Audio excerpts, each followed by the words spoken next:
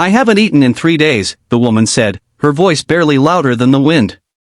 Will you buy my wedding ring? She stood trembling at the edge of the ranch, snow clinging to her clothes, her fingers so numb she could barely hold the small gold ring in her palm. Behind her, the storm swallowed the mountains whole.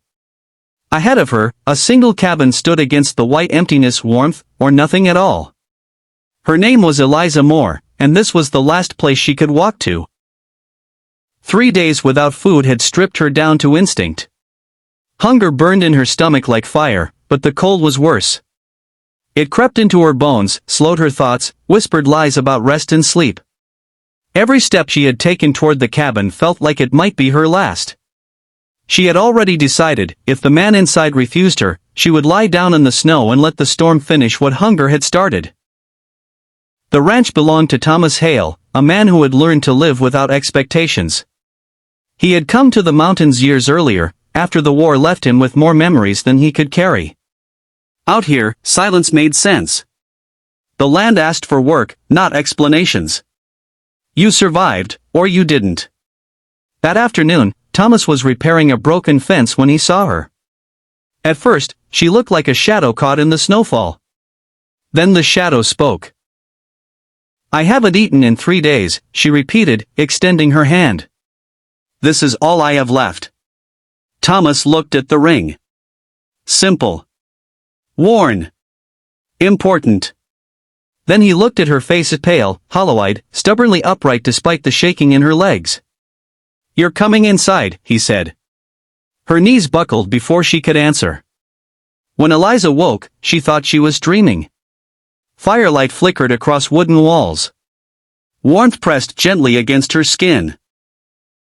The smell of stew filled the air, rich and impossible. She tried to sit up but failed. Easy, a man said nearby. You're safe. Safe.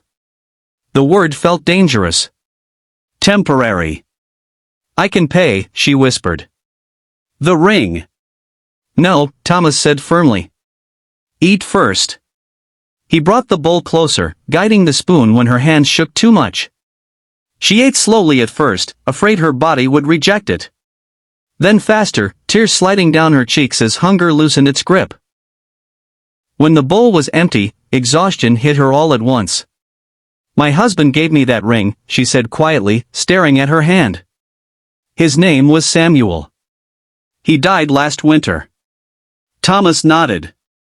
He didn't say sorry. He understood too well what loss sounded like when it had already done its damage. You can stay, he said. Until the storm clears. The storm lasted longer than anyone expected. Snow buried the cabin windows. The world outside disappeared. Days passed measured only by firewood and meals.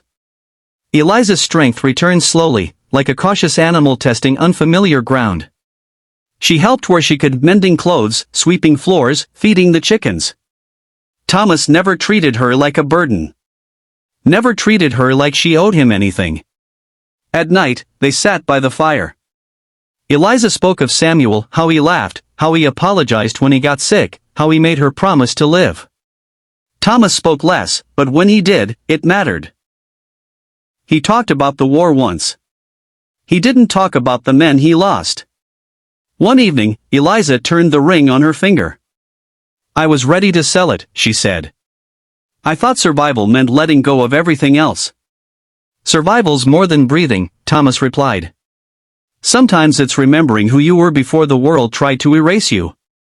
She held the ring tighter after that. When the sky finally cleared, it felt almost cruel. The storm had stripped the land bare, leaving behind a hard blue sky and endless white. Eliza packed her belongings slowly, dread settling into her chest. My sister lives east, she said. At least, she used to. Thomas saddled a horse. I'll take you to the valley road. They rode together through the snow, the silence no longer heavy. At the crossroads, Thomas stopped. This was as far as he would go. Eliza dismounted and faced him. You didn't buy my ring, she said softly. But you gave me more than money ever could. She pressed the ring into his hand again. For the food, she said. For the warmth. For reminding me I still matter. Thomas closed her fingers around it. That ring doesn't belong to me, he said. It belongs to the woman who kept walking when she had no reason left. Their eyes met. No promises. No lies. Just a quiet truth, kindness didn't always need a future to matter. Eliza turned east and walked on.